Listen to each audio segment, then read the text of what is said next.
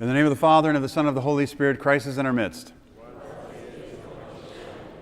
Today I wanted to talk a little bit about a saint in Greece, and this is Saint Theodora of Vasta in Greece, who is a martyr in a particular area in Greece where her church, where a very crude church was, and I mean crude, I mean like basic church, was built over the place that she was martyred.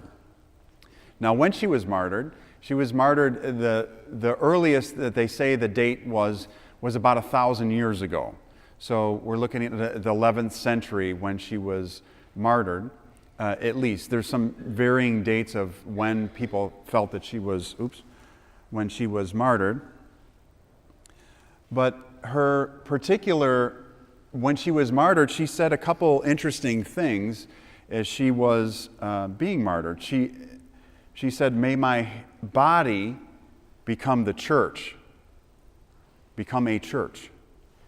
May my hair become the trees, and may my blood that flows from me become a river." This is the church. If you look at the church, there's something very interesting about this church that was made. Now, the door of the church is not very high, and it's a solid structure on the walls. It's just one layer of brick all the way around the church, stone, filled with mortar. But as you look at the church, are we in trouble? That is that's quite the alarm. The church looks like it has hair coming out of it, doesn't it? It looks like it has a wig. Now, these trees, there's 17 trees that are growing out of the roof of this church. 17. The highest of the trees is 100 feet tall. Now, they said that some of the trees weigh around a ton apiece. Now, inside the church, you can kind of see, I'm going to kind of flip around. I got these out of order here. There you can see how big the church is because you see the priest there standing. It's not a very big church. Let me see if I can, I'm probably making you nauseous with me doing this, but there's the inside of the church. So it's just stone with mortar, but as you look on the inside of the church, there's no roots coming through the church. There's no roots on the outside of the church. They are invisible to the eye. Although you see these massive trees growing out of the side of the church. But there's nothing, I mean, some of them are actually in the center of the church. Some are coming out of the side of the walls.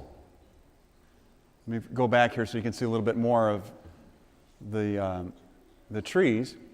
But the Guinness Book of World Records has this church listed in it. Now, that's kind of a strange and funny thing, but it says that it is one of the miraculous wonders of the world. A miraculous wonder. Now, the scientists have gone, and there's writings all over the place that speak about scientists who have gone in to try and find out where these roots go. And some have said that they've gone through small, tiny channels in between the mortar. Now, these bricks are solid bricks, and the mortar is solid, so it's not like they have holes in them with rebar and things that we have in bricks today. But they said the amount of stress on the actual church itself is thousands and thousands of pounds of stress. You see that one tree towards the left? It's growing out sideways out of the wall of the church with no visible roots. Now, one of the other things that is unique to this church, sorry, I'm going to make you nauseous again. There's a view from the top. You can see how large and tall they go up, all the way to the top. Those are those trees. Let me see here.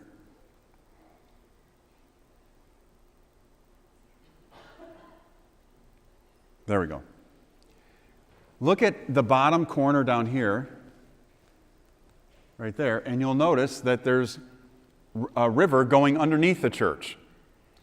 So that's another miraculous thing that underneath there's really no foundation that goes solid into the ground. It's water that completely goes underneath the church. So when she said, may my, you can kind of see it off to the right side there, may my blood become, there's another shot of the water underneath.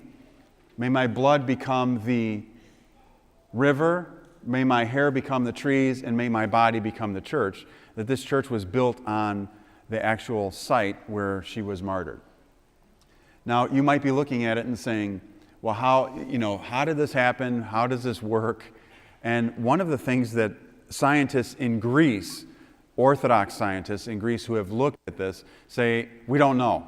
It's unfathomable to understand that roots that would hold up a tree that's 100 feet tall. Now, if you look in here, our ceiling in here is about 30 feet tall. So figure a tree 3 times the height of the ceiling of the church growing out of a church that's almost 1,000 years old and built very small and very, very tiny. So why do I show this to you? Well, today is her feast day. And I thought, I know we talk about St. Euphrosinos, who's the cook today. So today is St. Euphrosinos Day. So if you haven't, in honor of St. Euphrosinos, there's a miracle of the apples. That's why he has apples in his hand on a stick. Read about the apples. For those who are in Sunday school, I'm sure you'll learn something today about the apples of St. Euphrosinos. But as you go through your day today, have an apple. And then I want you to look at some trees in your yard that are probably not as tall as some of these trees and think, how and why does this happen?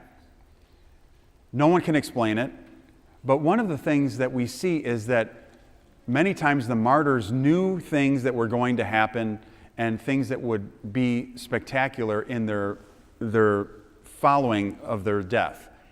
So to say, my body will be the trees, or my body will be the church, my hair will be the trees, and my blood will be the river.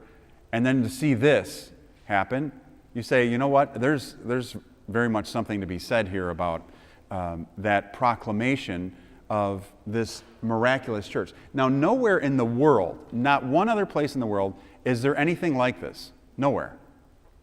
And there wasn't anything, not even remotely close, that has been identified as to what it is.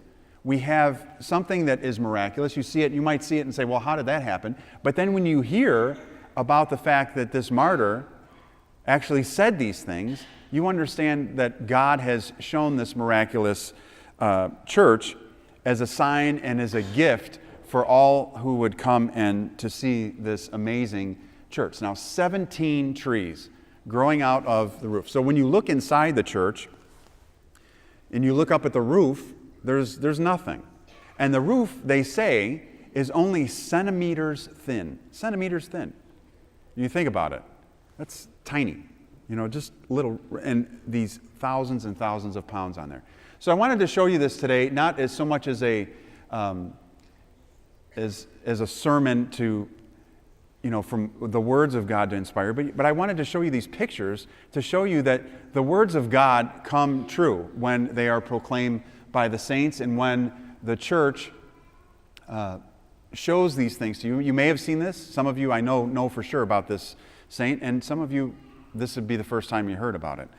But it's an amazing church and an amazing sign of showing that the miracles that are proclaimed by many of the saints and the martyrs become a gift for us. Now, if you were to go to Greece, one of the beautiful things that they sell in this by the church there is an icon of St. Theodora. And what do you think the back of the icon is made out of? Tree bark. So, and it says on there, to soma mu in ecclesia, or naos, to ema mu in to potomaiki, and tamayamu in tadendra. So my hair is the trees, my body is a church, and the blood is the river. And people go there, thousands of people go there per year. And they've also had scientists that have kind of chiseled away underneath the trees inside the church without permission to see where these roots are, and they can't find where the roots of the trees go. So I wanted to show you this today. Think about it. Understand this. Look it up on the internet. There's some good sites online that have writings about this particular church. And understand that God's grace even works in simple structures, very simple structures. It doesn't have to be an extraordinary church or some large cathedral to say, well, God's grace is going to come through there. But this, rudimentary built church has one of the only sites that you'll see in the world of something like this. So I pray that through St. Theodora of Vasta, V-A-S-T-A, that she continues to inspire you and to remind you of this proclamation that she had at her death. And may she continue to intercede for us with all the saints that we celebrate on this day. Amen.